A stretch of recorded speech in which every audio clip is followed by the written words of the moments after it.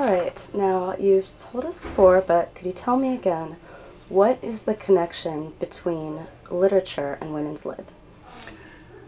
So the connection between literature and feminism or women's liberation, well, I think there are a lot of ways to answer that question. One thing that is really important is that, as Sherry Moraga says, books can go places people can't. So for a form of oppression like sexism that sort of pervades every society and every family and can sometimes be very hidden, literature is a source of information and new perspectives that might be liberating for people that you can just quietly get from the library or, you know, carry around in your purse. And so it can be a way to kind of begin to make a chink in the armor of your oppression in a quiet way.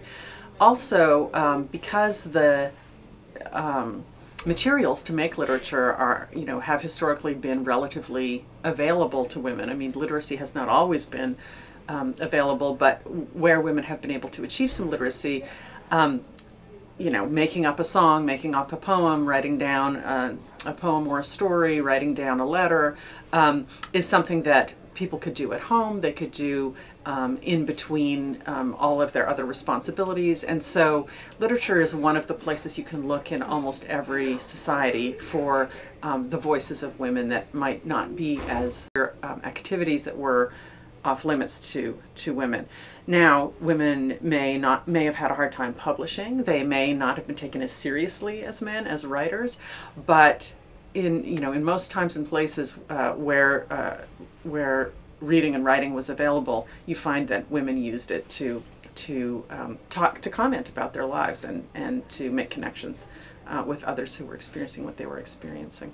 Yeah, to literally have a voice. Yes, yes, exactly. Excellent. And that's why so many of those slogans from second wave feminism are really about, you know, find your voice, speak your truth, break silence. You are the author of 2 books and a published poet. And I'm wondering, what is your writing process like? My writing process tends to be somewhat episodic because I'm also, very busy with teaching and administration in my job as a professor. So I tend to do a lot of my writing during the summer or during winter breaks at times when I don't have as much teaching to do. But inevitably there is writing that I need to get done for deadlines during the semester too. So I am a big believer in just doing as much, even if you can only do 15 minutes a day, just chip away at a writing project. So I try to set realistic or even low goals for myself so that I can feel like I've accomplished something. So if I have to write, a 250-page book that's going to take 10 years, I don't sit down on the first day and say, okay, it's going to be a 250-page book that's going to take 10 years.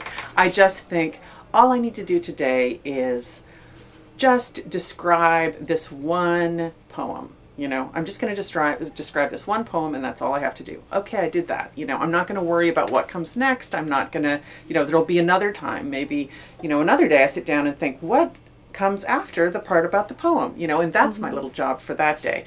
So I just try to break it down into small, manageable chunks, including the research, which, for the kind of writing that I do as a literary critic requires lots and lots of reading. So I'll say to myself, okay, for today, I just have to find out,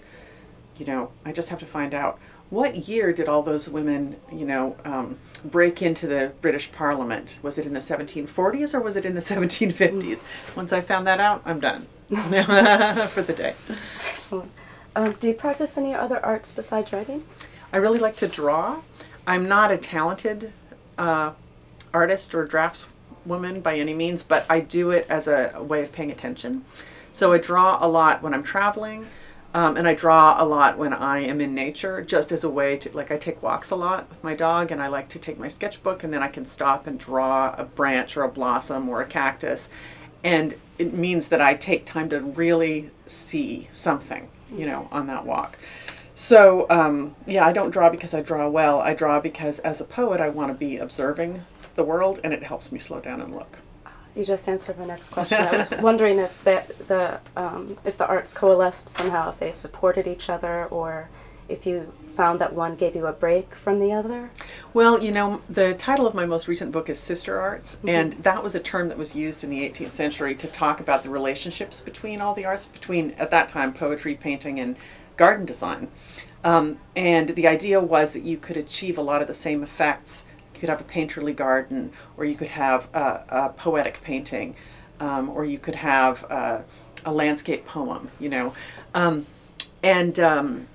So I think that all of those media, all of those ways of expressing yourself are trying to do the same thing in a way. And that's why, you know, I think of drawing as part of my writing practice, really. It's a way to help me practice those skills of observation and slowing down and noticing that are important to my work as a poet.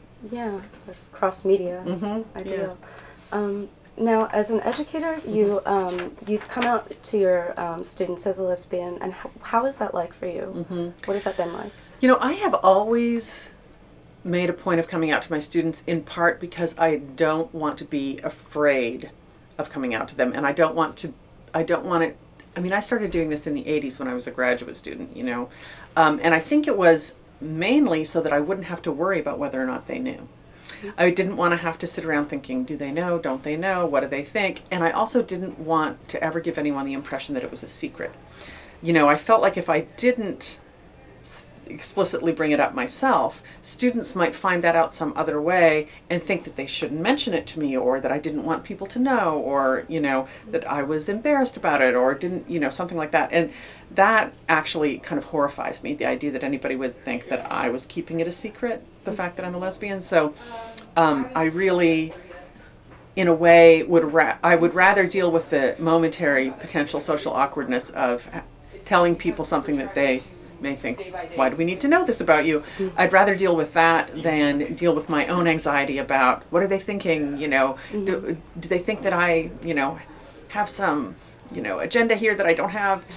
You know, that said, there are lots of circumstances in which people come into my classroom already knowing that I'm gay and have, you know, expectations of their own about it. I mean, I remember once in the 90s, someone taking a class. It was a Jane Austen class. It was, you know, nothing specific to gender and sexuality, and saying on the first day, you know, hi, you know, this is my name, and my boyfriend and I founded the Young Conservatives of Texas, and you're on our watch list because we know that you're pushing a homosexual agenda in your classes. So I'm just here. I'm signed up for the class just so that I can report back on your homosexual agenda.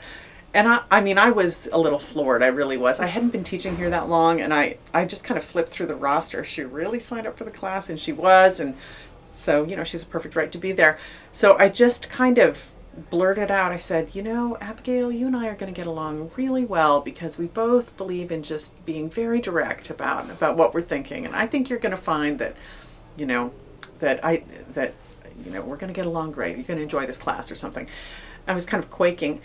You know, on the last day of class, she said, oh, this was my favorite class. I loved this class. And she said, and I just really appreciated that you never pushed that homosexual agenda. And I said, oh, I did. I was pushing that agenda every day. It's just that it's not the agenda you thought it was. It's read carefully, think hard, write well. That's my homosexual agenda. You know? Well said. So, you know, you swallowed it hook, line, and sinker, baby. What can I tell you? Yeah. So I just find that it's, for me, with the temperament that I have, and everybody's different, it's just easier for me to have an open conversation about it than to have it be more veiled. I think that gives, you know, gives it a power that I don't want it to have. Have you had any positive, like overtly positive reactions from students? Oh, sure. I mean, a lot of times, if I am actually in class on October 11th, which is National Coming Out Day, I'll come out to students even if I know they already know, and I'll say, so, you know, I just want to, today's National Coming Out Day, I just want to tell you I'm a lesbian, and I'm happy, you know, if you don't know any other gay people, I'm happy to be your first lesbian friend, and if you would like to come out, you can come out in class, or you can come to my office hours later and come out to me. And I mean, every year there are students who either email me later or come to my office and say, "Oh, I'm gay too. I'm so glad you invited me to tell you that." One thing that happened to me was I had done that in one class of freshmen that I was teaching, and a couple of years later, a young man who was in that class came to my office hours and said, "When you said that, I thought to myself, someday I'm going to come out to her. Not today." And so he came to me 2 years later and said, "Okay, you're the first person I'm telling, but I'm ready to tell someone." So that has just demonstrated to me that it's still powerful. You know, it's not something that is, you know, sort of no longer an issue for students. It continues to be an issue for students. So I think it's part of my job. I think so too. I think, yeah, you've definitely had a positive impact on our women's studies class, and I thank you so much for this interview. Oh, you are so welcome. Thank you, Ilse, for this great project you're doing.